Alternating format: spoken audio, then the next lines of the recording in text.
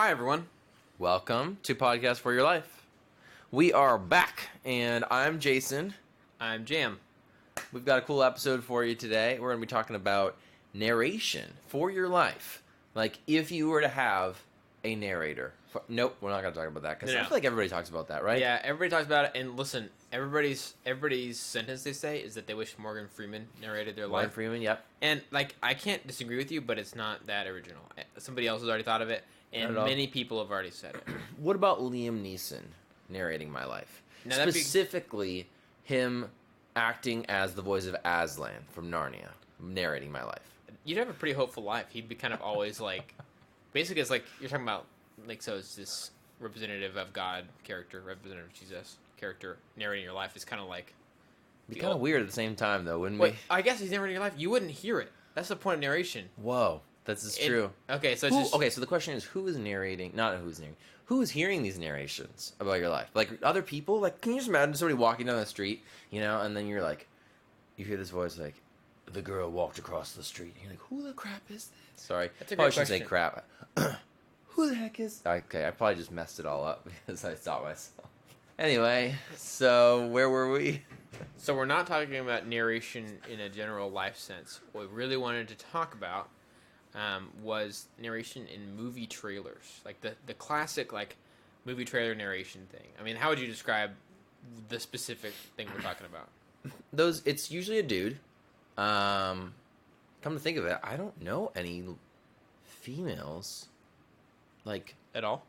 Yeah, unless it's like, I don't know. All I can think of is, like, growing up, you get those, those guys who do the kind of coming to your movie theater near you, or like, he thought he was the loneliest kid. Like, that was basically my childhood. And it was like, I feel like all the movies back then, and I grew up in the 90s, I feel like so many of those movies had a narrator talking about the trailer, like, kind of explaining this person's situation, and that was like every trailer for every home video that we had. Yeah. Or every video on VHS that we had. Yeah. But nowadays, I feel like that's not so common. Right. It's like all text or, like, I just, like, it's either a joke, like honest trailers on YouTube, they're super popular, and the guy's got a, great trailer voice, but those, like the movies that they're doing trailers for I don't remember them actually having a narrator for the trailers, Yeah. Well, in general, trailers definitely have, like, seasons, or maybe I should say, like, fads or whatever you want to call it, but basically, like, you notice that trailers start to look the same whenever a trailer has a really successful new idea. A lot of trailers copy it.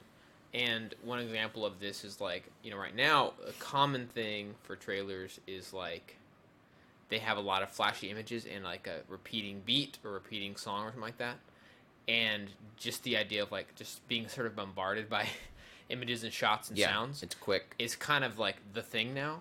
And it's been that way for, like, maybe 5 years or something. Yeah. I remember one of the first ones to do that was really, like, seemed odd at the time, and it was, like, kind of broke through to where, as a trailer that I watched several times because I was like, oh, this is different, was The Girl with the Dragon Tattoo, the 2011 film, David Fincher adaptation of that novel or whatever.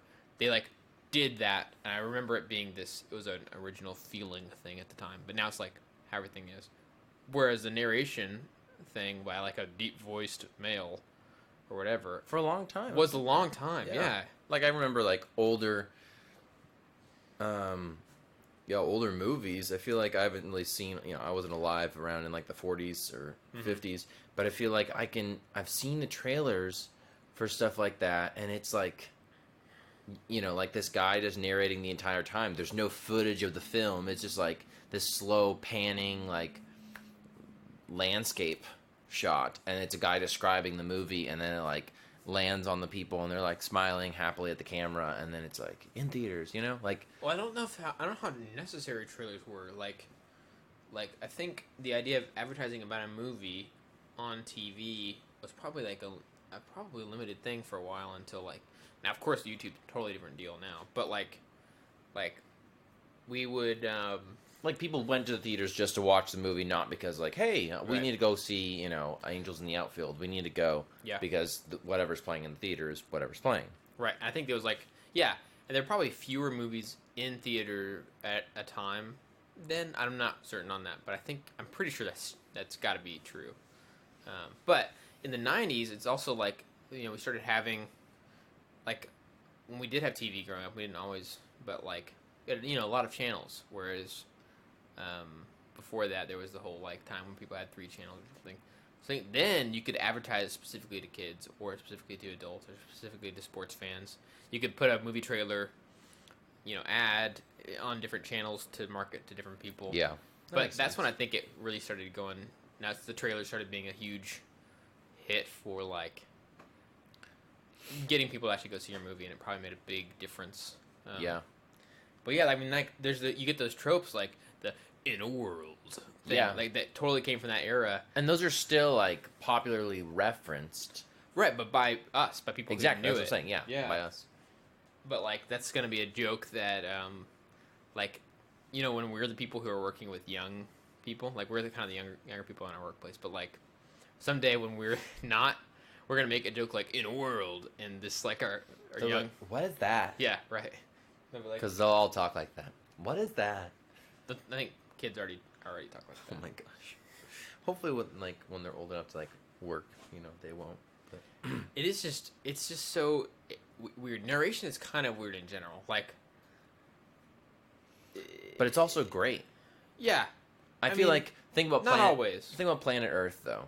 I feel like it means so much more because David Attenborough is narrating it. Well, I should know who he is. The Emperor Penguin loves to eat fish in the morning. Wait, Like that's how he talks. Who's basically. David Attenborough? I have no idea, but he's a famous British voice. Maybe he's a famous actor. I don't know. Huh. You would probably recognize his voice. I mean, I'm sure I would, and probably also recognize his face if he's But I think been like, and stuff. like iconic voices definitely can make or break like Yeah. a documentary, for example. Oh, totally. You know? But what's interesting is that we talked about when I was in documentary courses and stuff. Like the narration has to bring something that isn't already present visually. And so usually it's because you need it to string the story together. Right. So either you have a story like Planet Earth that doesn't have, I mean, animals aren't talking. You need a person to explain what's happening. Right. Totally makes sense. But in some things, it's because of laziness or because of lack of visually evident storytelling that you need a narrator. So it's kind of like, okay, this isn't making enough sense. We need someone to explain it to them. That's the kind of, we talked about that, and that made me have sort of mixed feelings about narration depending on the situation. Sure. So trailers, it's cool and it's kind of funny, but in a lot of trailers, if you go watch old ones now that are on YouTube, it is kind of dumb. Like, you can tell that they're dumbing down sort of the premise of a movie for you to make it feel really accessible and to draw you in. And it just kind of feels like a device rather than like a useful and enjoyable or something tool. Like, I don't think our enjoyment is part of the equation. It's more like, how can we make this easy to understand so they'll come see this? The Like, most explosive trailer ever. yeah. Yeah. One man, his wife, I don't know. their dog. I love those trailers though. I love trailers that just not make fun of, but just use that style. And it's like I think one of the late night guys did a movie. The movie. I think it was Jimmy Kimmel. Oh yes, He like made remember that, and it's just like great because it like just keeps going on, and you have all these like ridiculous situations. But the thing that keeps it going is the narrator, Yeah. and he like keeps it going, even though they're like, wait a second, there's like probably 30 different movies that could be, or 30 different storylines that are coming out of this trailer. But the thing that's keeping it consistent, that makes it like, oh, this could totally be one movie, is Yeah. the narrator. Right. So- Right.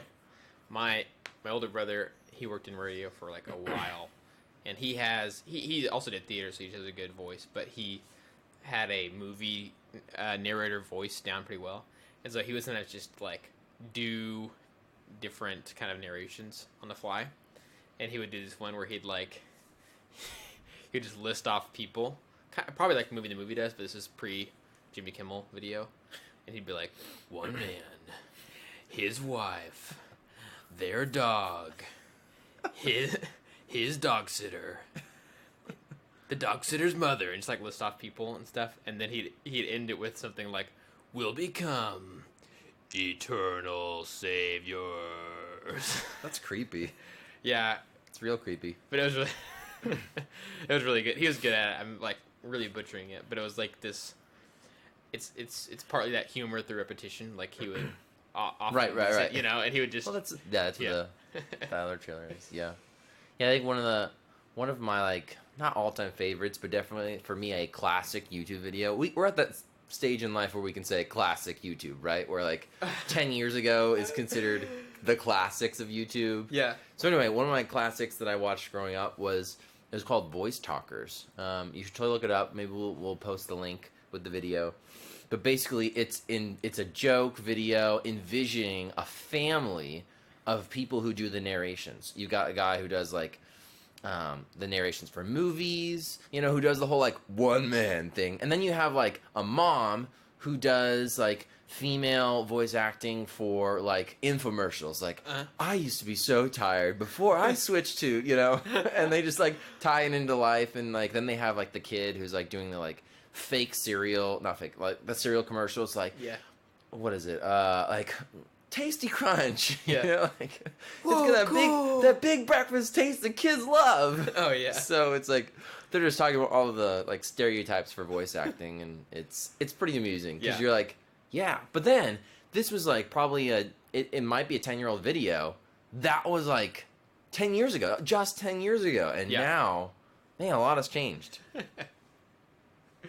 Anyway, that's a good video. I'd probably spend too much time on YouTube, but you know, like so does every other American. So, well, Jam, do you have any closing thoughts? Nope, that's all. That's it. I think we pretty much put the nail in the coffin of the trailer narrator. So it's when he nailed the coffin for the last time. I think, like in another life, in an alternate universe, I feel like my personhood is probably a voice actor. Your personhood? Yeah, my personhood. Wow. I don't know what I would call my alternate version of me. Would that be? I think you just mean your ghost. My alternate version of me is a ghost voice actor. Okay. Anyway, well, that's it for today, kids. So thanks for listening. As always, do subscribe and check us out on Facebook. If you ever find an episode particularly hilarious, you should, or just particularly enlightening, you should definitely share it with your friends and family. We aren't claiming to be funny because I've put some standards pretty high, but if you seem to be entertained by one, feel free to share it. Entertained. This is what this is entertainment for your life. Yes. In the form of a podcast. Yeah. So, thanks, guys. Yeah. Peace out.